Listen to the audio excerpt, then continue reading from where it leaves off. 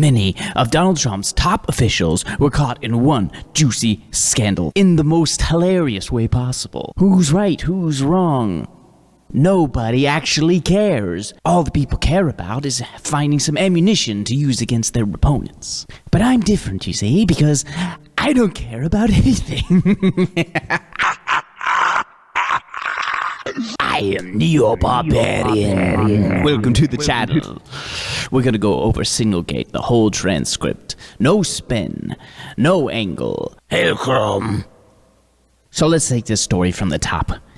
Here we go. So CNN thought to dramatize the situation even more, they would have AI reading each person's voice. I saw this video and I thought, oh, this is going to be juicy. This is going to be really juicy, you know, hearing them in their own voices, divulging this information they're not supposed to.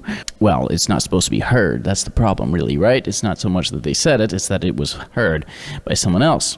So CNN does this, and you will not believe the quality of the AI that they just said CNN decided to use to duplicate the voices of the people involved in this situation. Wiles and Middle East Special Envoy Steve Witkoff. Team. Establishing a principals group for coordination on Houthis, particularly for over the next 72 hours. My deputy Alex Wong is pulling together a tiger team at deputy/agency chief of staff level, following up from the meeting in the sit room this morning for action items, and we'll be sending that out later this evening. Please provide the best staff POC from your team for us to coordinate with over the next couple days. Hey Siri, read me all the text from SignalGate. This is their budget?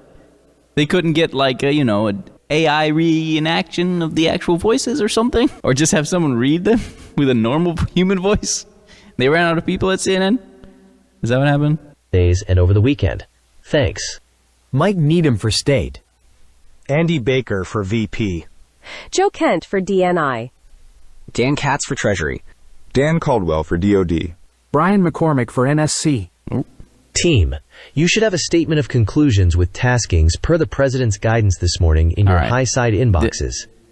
This part's really important. So, what is the purpose of this? Why was this chat created in the first place? What are they trying to accomplish here? What does this conversation betray about the character and the type of people, let's say, that are involved here? Mike Waltz is coming across as a little bit of a tryhard. Or maybe he doesn't really have any useful things to do in the administration, so someone told him, well, you communicate with people and let them know what's happening, right? So he creates this signal group. Maybe that's what happened. Everyone else does the responsible thing. They give their point of contact for this line of communication, and they probably think that's that, and everything else will be coming through official channels. And that's not what happens. State and DOD. We developed suggested notification lists for regional allies and partners. Joint Staff is sending this AM a more specific sequence of events in the coming days, and we will work with DOD to ensure COS, OVP, and POTUS are briefed. Okay. Team, I am out for... So this seems like there's a lot of other communication going on besides this. It sounds like the decisions have already been made. They're just trying to update people, let people know what's going on, but rather, hey, let's get all your contacts so that we can get the proper information to you about this specific situation, and also letting people know what kind of information is coming to them. Everything's above board so far. JD Vance pipes in. He seems to be out of town. He's at an event in Michigan, and it seems like he was kind of cut out of all this. And that's normal for vice presidents, okay? That is completely normal. Vice presidents usually are cut out of everything, but it seems like JD Vance is trying to put in his 2 cents here and trying to assert himself here. For the day doing an economic event in Michigan, but I think we are making a mistake. 3% of U.S. trade runs through the Suez. 40% of European trade does. There is a real risk that the public doesn't understand this, or why it's necessary. The strongest reason to do this is, as POTUS said, to send a message. But I am not sure the president is aware how inconsistent this is with his message on Europe right now. There's a further risk that we see a moderate to severe spike in oil prices. I am willing to support the consensus of the team and keep these concerns to myself. But there is a strong argument for delaying this a month, doing the messaging work on why this matters, seeing where the economy is, etc. J.D. Vance goes on a little bit there and gives his reasoning for why, hey guys, do we really need to bomb Yemen? Again? I mean, if you're not aware, a lot of people weren't aware, because we were bombing Yemen a lot. We've been doing it a lot over the years, and we actually just stopped. We've been doing it since Barack Obama was president. And we just recently stopped, and anti-war people everywhere were celebrating, and here we go again. You know, this is under slightly different circumstances. But J.D. Vance, I'm sure, is thinking, again? And I think in all this kind of endures him more to the American First sort of voter and also the anti-war voter. But at the same time, he is just the vice president, so how much weight is he going to throw around? Seeing where the economy is, etc. There is nothing time-sensitive driving the timeline. We'll have the exact same options in a month. The Israelis will likely take strikes and therefore ask us for more support to replenish whatever they use against the Houthis. But that's a minor factor. I will send you the unclassed data we pulled on BAM shipping. So there's Joe Kent. He brings a good point in, and he's kind of backing up J.D. Vance. He's probably thinking, you know what, we don't have to do this right now. There's no real reason we have to do this. There's nothing really pressing. Even though the decision's already been made, he's piping in, giving his 2 cents. Imagine if this is a work email chain or something. This is kind of what it's reminding me of. From CIA perspective, we are mobilizing assets to support now, but a delay would not negatively impact us, and additional time would be used to identify better starting points for coverage on Houthi leadership. VP, I understand your concerns and fully support you. So the director of CIA, he's also putting his 2 cents in, which is, again, not the forum for decision making. This is simple. This is kind of showing you the reservations that everyone else in this group has, other than 2 people. And you'll see exactly who those 2 people are, who have no reservations and seem to be kind of getting off on the idea of blowing people up, or at least having the power to do so. Points for coverage on Houthi leadership. VP, I understand your concerns and fully support you raising with POTUS. Important considerations, most of which are tough to know how they play out. Economy, Ukraine peace, Gaza, etc. I think messaging is going to be tough no matter what. Nobody knows who the Houthis are, which is why we would need to stay focused on 1. Biden failed, and 2. Iran funded. Waiting a few weeks or a month. This is not Pete Hegseth's job, all right? He's Department of Defense, Secretary of Defense, all right? It is not his job to tell the vice president or the administration how to message. And there's another funny thing about Pete Hegseth that just keeps coming up. In his public appearances or when he's on camera, he always is he's still blaming everything on Biden personally. Even here in this text, no public figure, no journalist is supposed to see this at all. But he's still pushing the same line. It's very interesting. This whole constantly bringing up Biden, I thought it was just him being a team player with whatever, following the lead with the way Trump does things. But this also just seems like a personal vendetta. Yeah, it is, the fact that he's just kind of telling everybody how you're supposed to message on this as a Secretary of Defense is ridiculous. Does not fundamentally change the calculus. 2 immediate risks on waiting. 1, this leaks, and we look indecisive. 2, Israel takes an action first, or Gaza ceasefire falls apart, and we don't get to start this on our own terms. We can manage both. We are prepared to execute, and if I had final go or no-go vote, I believe we should. This, not about the Houthis. I see it as 2 things.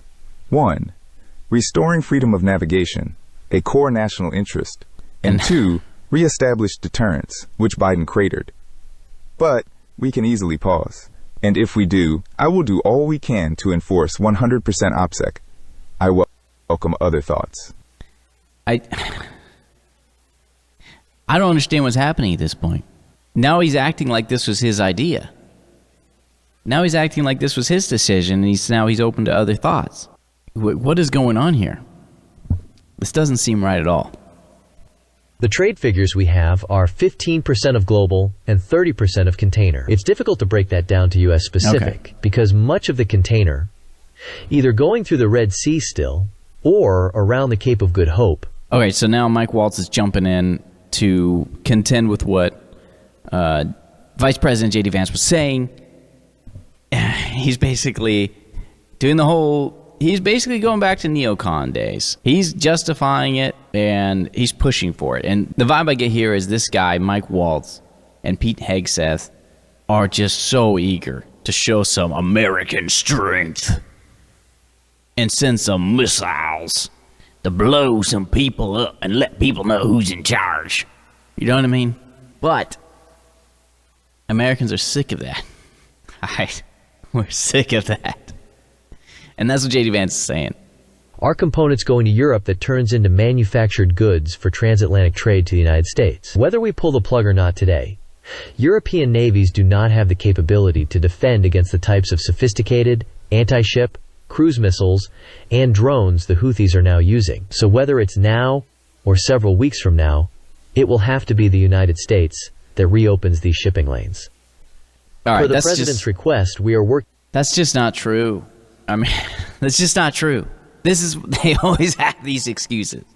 They always have these reasons why they need to destroy. These are hypotheticals. We always have these hypotheticals. Oh, we got to invade Iraq because they will destroy the world with nuclear weapons and just chemical weapons. They can't even put a name on what kind of WMDs they are because they knew they made it up. I mean, look into it. They can always come up with a hypothetical why they need to go to war, right? But it's not that Europe can't handle the Houthis, okay? Yeah, they can. The problem is there's no political will to do it. If they don't have the political will to do it, why do we need to do it? Meaning the United States. Working with DoD and state to determine how to compile the cost associated and levy them on the Europeans. As we stated in the first PC, we have a fundamental decision of allowing the sea lanes to remain closed or to reopen them now or later. So let's make the decision for the Europeans. Let's do this for them and then figure out a way to charge them for it later. We're the only ones with the capability, unfortunately. From a messaging standpoint, we absolutely add this to of horribles on why the Europeans must invest in their defense. At Pete Hegseth, if you think we should do it, let's go. I just hate bailing Europe out again. Let's just make sure our messaging is tight here. And if there are things we can do up front to minimize risk to Saudi oil facilities, we should do it. So J.D. Vance, you can kind of see what he's doing here, where he's coming from. He needs to gain the respect of the people in this chat because he wants to be president. He wants to run for president.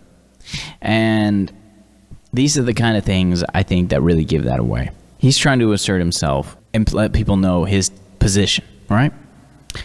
And I think actually people, MAGA voters or whatever you want to call them, are going to actually appreciate this. Of European freeloading. It's pathetic. But Mike is correct. We are the only ones on the planet, on our side of the ledger, who can do this. Nobody... Now you can see here, there's more hypothetical stuff from Pete Hegseth about why we have to do this. Like they always do. But also you can tell from the tone from this and previous messages, Pete Hegseth does genuinely like J.D. Vance. He does. Question is timing. I feel like now's as good a time as any, given POTUS' directive to reopen shipping lanes. I think we should go, but POTUS still retains 24 hours of decision space. As I heard it, the president was clear. Green light, but we soon make clear to Egypt and Europe what we expect in return. We also need to figure out how to enforce such a requirement. E.g., if Europe doesn't remunerate, then what? If the U.S. successfully restores freedom of navigation at great cost, there needs to be some further economic gain extracted in return. All right, this is interesting. So, team update. This guy, Stephen Miller, he's a White House Deputy Chief of Staff. And is that correct? So right here it says that he's Senior White House Advisor. That's what I thought he was. I don't know what CNN's doing here. It says he's advisor here. White House Deputy Chief of Staff here. Those are very different things. I don't think this is correct, actually. This is an error from CNN because Susie Wiles is the White House chief of staff. So this is just an oopsie from CNN. I hope this is an oopsie. Stephen Miller gives me real sycophant vibes. He's the kind of guy any king wants to have in his service, right? I think that's the relationship that they have. He's very good at messaging and staying on point with whatever it is that Trump actually is trying to achieve. And you can see he's jumping in here and trying to shut this down, right? That's the vibe I'm getting. Successfully restores freedom of navigation at great cost. There needs to be some further economic gain extracted in return. Agree. Team update. And now everyone's giving their opinions again, as if it fucking matters. Time now. 1144 ET. Weather is favorable. Just confirmed with CENTCOM. We are a go for mission launch. 1215 ET. F-18's launch. First strike package. 1345. Whoa, what the hell is going on? Now, this is the weird part. Now, this is an insight into the soul of Pete Hegseth, I think. I think this is a little bit damning to the experience level and perhaps some insecurities of Pete Hegseth, Secretary of Defense. I believe that his role in changing the culture in the military is necessary. You need somebody to do this. And also, who else is there? Who else is there? Who is involved in the military-industrial complex and the military who can actually trust not to be a neocon? How many are there out there? But his inexperience is showing here. His inexperience in government in general, in the way that he engaged in this whole Signal chat as if it was just, frankly, in an unprofessional way, because it's not the venue for decision-making, right? And it's also not the venue for personal feelings. You know what? I would just really like if we were going to blow up some people in a foreign country or any country at all, I would really appreciate it if maybe you guys just had a meeting about it first before you just blow people up. I would think that maybe some people had a conversation about this beforehand. Oh, I'm in Michigan or whatever, doing an event. These are my feelings. And we're just now going to start talking about it. We're just now going to start talking about it. Ugh. So Pete Hegseth starts just laying out exactly the schedule of the attack on the Houthis for no reason whatsoever. For no reason whatsoever. Other than it makes him feel really cool to tell all his buddies in this insider group chat what he's doing. I honestly think the only reason for this update is because it makes him feel cool about himself. And it is not cool. War is necessary often. But it's not cool. It's not. And I do not like this. I do not like this attitude at all. F-18 first strike window starts. Target terrorist is at his known location, so should be on time. Also, strike drones launch, MQ-9s, 1410. More F-18s launch, second strike package, 1415. Strike drones on target. This is when the first bombs will definitely drop, pending earlier trigger-based targets. 1536. F-18 second strike starts. Also, first sea-based Tomahawks launched. More to So did he just forget his government BlackBerry or something? What's going on? Follow per timeline. We are currently clean on OPSEC. Godspeed. Except for you. Except for your OPSEC. Except for your OPSEC, Pete Hegseth. Let me tell you something. If you go up to your local militia and you want to sign up, and then you show this level up OPSEC and your Signal chats in your militia group chats, in your local militia, they will kick you out, or they're all feds. To our warriors. I will say a prayer for victory. VP. All right, that I will say a prayer for victory. That's just Vance trying to insert himself. Just trying to be involved, right? Because he's still got to keep a status amongst these people. Building collapsed. Had multiple positive ID. Pete. Gorilla, the IC. Amazing job. What? It's like, what? Did you just text me? What is this, 1:54 p.m.? He's probably having a power nap. He wakes up to this. It's like, what? So we're just texting about killing people now in the middle of the day? Typing too fast. The first target, their top missile guy, we had positive ID of him walking into his girlfriend's building and it's now collapsed. Excellent. A good start. Excellent. Good job, Pete. A good start. And your team. The team and... All right, so Marco Rubio is... There's a few people in this chat that are clearly professionals. This guy is not one of them. All right, Mike Waltz is not being professional in any of this, in my opinion. ID of him walking Marco into his Rubio, girlfriend's building and it's now collapsed. Excellent. A good start. That's very cryptic. Not sure what he means by that. Good job. Good job, Pete and your team. Marco Rubio, ever the professional.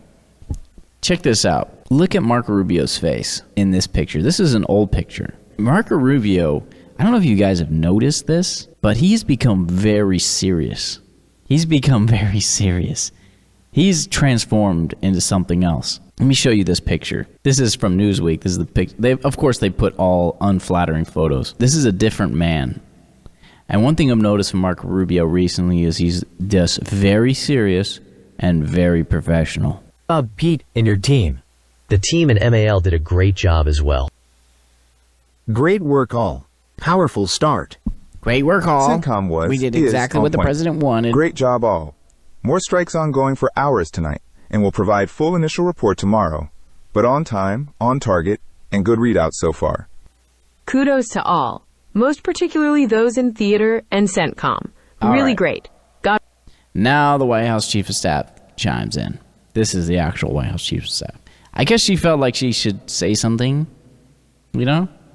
She's like, well, I should probably say something. Everyone else said something. Bless. Great work and effects. Tulsi Gabbard says is the same way. She's probably thinking this whole time, what is the point? What is the point of this chat? Why are we doing this? But everyone else said something, so she's like, well, I should probably say something too. It's kind of like a work email chain.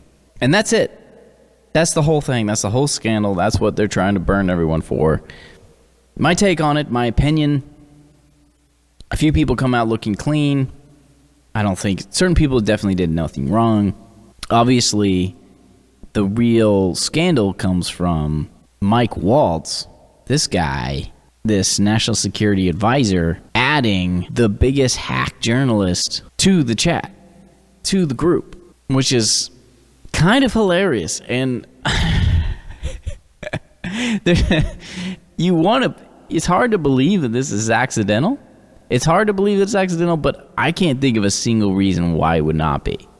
I don't know why if you would do this on purpose this way. If you wanted to leak something, you would do it another way. This is just hilarious. I don't know if Mike Waltz is overall incompetent, but I think the way he talked about things in that group makes me very skeptical of him. And I don't think that his position as advisor, I don't think his advice is going to be listened to as much. And I think that's a good thing. For Pete Hegseth, I hope this is a learning experience for him. And he learns to bear himself a little bit more professionalism and humility. Everyone else, honestly, comes out looking pretty clean in this situation.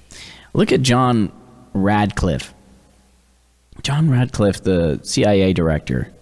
In the hearing immediately after this all was exposed, which was the next day, I believe, the new CIA director was questioned and grilled on this issue. And even though he's like the top spy in a way, you know, he's probably really good at lying. Otherwise, I mean, I wouldn't pick anybody for the CIA to run the CIA unless they were good at lying, right? But I get the vibe that he actually genuinely doesn't remember exactly what went on in that particular chat. Look at his face.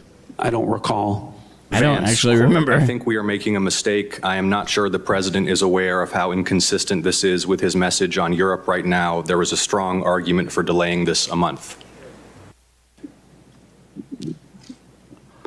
He's like, I guess I'll take your word for it.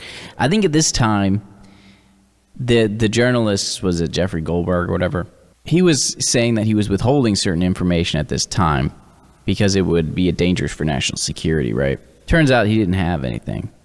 Oh, yes, and also an important point, not only CNN is screwing up today, but also Wikipedia. Or before they released the story on this whole issue, they contacted the CIA. And the CIA asked them to redact a name from the list. And the name was simply this guy's chief of staff, because he wasn't involved in the actual conversation. So when they asked the CIA was like, well, can you remove this guy? He didn't have anything to do with it. Do you really need to put him on blast to the whole world? So they say, oh, yeah, sure, we'll take it out. And what do they say? They say that this guy, CIA director, exposed an agent. Right? He leaked the identity of an agent. And even in his Wikipedia page, it still says that. But that's clearly made up. And you can see at the beginning, if you actually look at the transcript, that's the only reason to bring him up. That's the only time it was brought up, is when everyone was simply stating their contact for the ongoing conversation. So you can see this is clearly malicious. Wikipedia, par for the course, continuing to lie about it, not willing to take it down and change the information. As you don't recall seeing that? Read that. I don't. It included the private opinions. So he's probably thinking, I don't really remember that well exactly what was said. And if there's more information that's still going to come out, I'm not going to say something that's going to make me look like I'm a liar or a jackass or something like that. Of the Secretary of Defense on the timing of strikes in Yemen, correct? I don't recall. Director Ratcliffe, surely you prepared for this hearing today. You were part of a group of principal. Yeah, so he does that kind of strategy, and so does Tulsi Gabbard, kind of just saying, I don't remember any of it. Which, they probably remembered some of it, but what's funny about it is his body language here is like, dude, I didn't even care about this conversation. I didn't even care about this. I wasn't even paying attention. That's what it looks like to me. Was national. So that's that. And at the end of the day, I think J.D. Vance comes out looking pretty good. Tulsi Gabbard is unscathed. I think that this Waltz guy comes out looking like untrustworthy and kind of a buffoon, a little bit of a tryhard. We all know that Stephen Smith is a little bit of a sycophant. We know that Pete Hegseth feels very cool about his new role and the sudden power that was bestowed upon him. Marco Rubio is ever the professional, and John Ratcliffe he's with the CIA, man. Who knows what he thinks? Susie Willis is just a sweet lady, and if she was a mom in your neighborhood, you'd probably come over for baked goodies every so often, and her kids would probably be your best friends. Steve Witkoff, well, he's got to chime in because this has to do with Israel. Maybe I'll make another video of why this is all really about Israel. Well, anyway, I need to find something else to drink. If you made it this far,